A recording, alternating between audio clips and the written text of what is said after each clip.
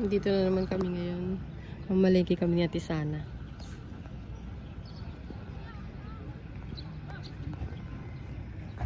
Ito kapatid.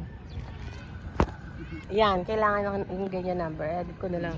Ayan, ganyan lang oh. Ito na kami ni Ate Sana. Dami sabi ko, hindi lang kilo. Ay, ang lalaki ng mangga. 90 ang kilo. Bakit ito? Ito 85. Hindi. Kilo yan. Oh, 50. Sabi sa'yo eh. Hala. Oh, may kalburo.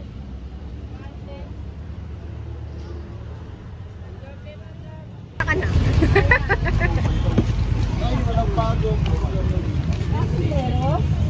Meron towel.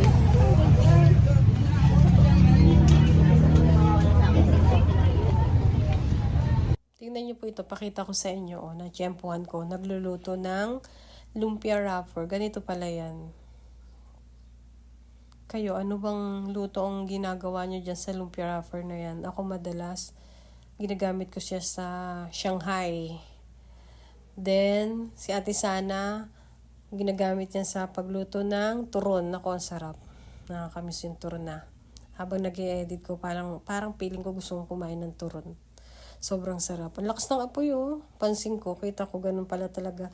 Ganyan pala ang pagluto ng lumpia wrapper. Nakakatuwa no. Ang bilis maluto.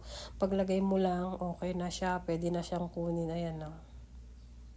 Nakakatuwa no. Sarap yan. Lalo sa Shanghai, sa turon. Paborito ko yun eh. Lalo na sa handaan. Ayan. Diba? Shanghai. The best. Palengke day kami ni Ate Sana. Nakakatuwa naman. Ayan, bili kami ng mga paninda niya. Bili kami ng mga baso, mga pangsangkap sa jampong. Medyo malakas na ngayon kasi meron ng liga sa sa court ng mga nanay ko. Yan, hanap-hanap muna kami dyan ng mga bibili ni Ate Sana. Bili kami dyan ng mga, kung ano-ano mga pang shake. Then, pumunta lang kami saglit sa, dun sa wet market. Bumili kami ng hotdog, tapos kikiam. Yan, niluluto din namin yan ni Ate Sana. Yan, napakalaki ng wet market dito sa lugar namin. Diyan sa palengke namin. Tignan nyo, daming tao. Kasi maaga kami na malengke ni Ate Sana niyan. Kaya, sobra pang daming tao. Nakakatuwa, no? Ayan, bili kami ng hotdog. Yan yung pinakamurang hotdog na binili namin. Hindi po yan sponsor, ah. Gusto lang namin bilhin yan kasi mura. Ganun tayo paakyat.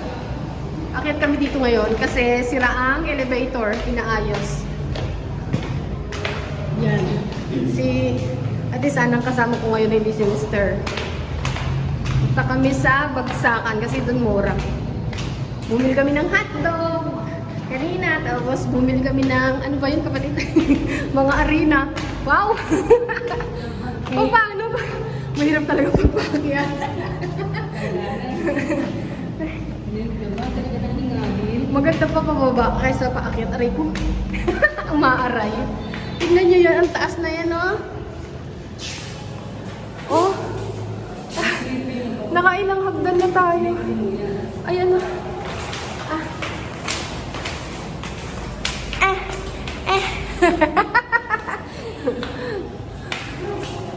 Ay, grabe, konti na lang. Matid. Tingnan mo. Pagod. Pagoda. Isa na lang. Ay. Hirap pag siraan. Nasa maintenance ang ang elevator. Kaya pa kapatid. Ayan na, malapit na tayo. Punta na tayo ng Bagsakan. Papakita ko ulit sa inyo kung saan may baksakan. Baksakan ibig sabihin bugso-bugso o Bundle-bundle ang tinda ng mga gulay, prutas. Ayan po, oh. Yan, madalas ko yan ma-share sa inyo na nandito si Mr. Pero sa ngayon, ayan si Ate Sana. Iikutin namin yung mais kung may makukuha pa kami. Pero kung talagang wala na, ang bibili na lang namin dyan, ayan, yung Indian mango. Kasi mabili yan sa mga bata. Yung mais, sayang. Sa cheese, mabili pa naman yun sa mga bata. Marami pa rin tindang Indian mango, oh. Pero pamahal na ng pamahal yan. Ganda. Sarap kumain, lalo na pag maniba or hinog yung Indian mango. Ayan. Sino kumakain ng Indian mango dyan? Na hinog na, ayaw nung hilaw. Pero iba, mas maraming may gusto sa hilaw. Kasi masarap. Malutong. Tapos may bagoong. Oh, sarap. Pwedeng ulam na. Ayan. Makikita nyo, ayan, oh, nakasupot na yung mais. Wala na siya yung yung hihimayin mo pa. Meron silang pantinda pero nahimay na. Ay, mas mahal yun. Hindi na lang bumili si Ate Sana ng Indian mango kasi doble na yung presyo niya. Kasi pawala na, paubos na yung Indian mango.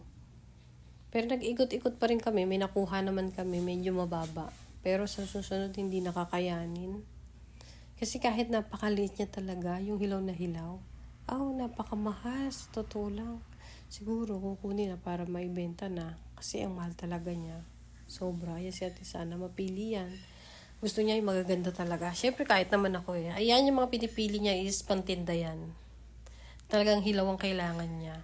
Ako naman namili ako sa halagang 10 pesos lang ata yun.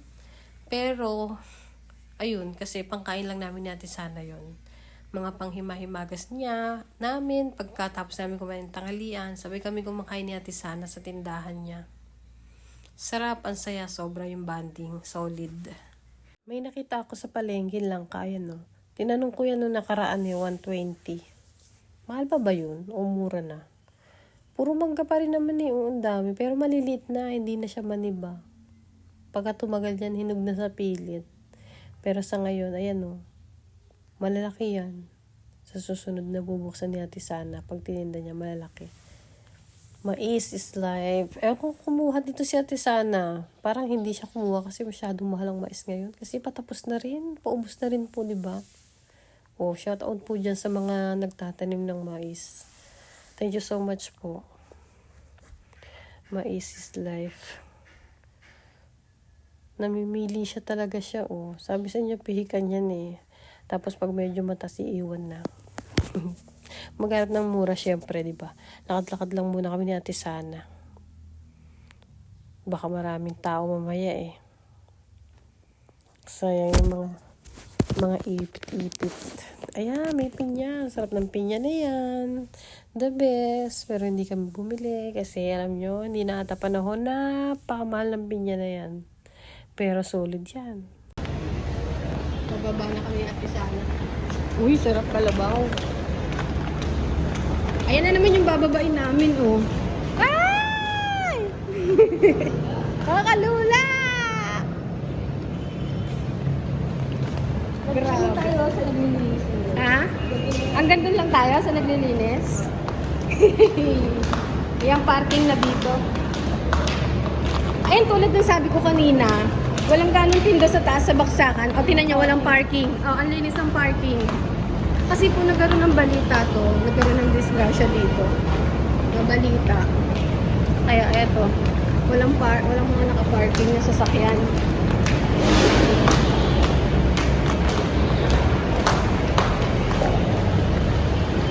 Ayan. Hanggang dito lang tayo sa kay Kuya. Hindi pala ganun kababa. Hindi katulad kanila sa inakyat namin. Ay, madulas. Sorry, Kuya.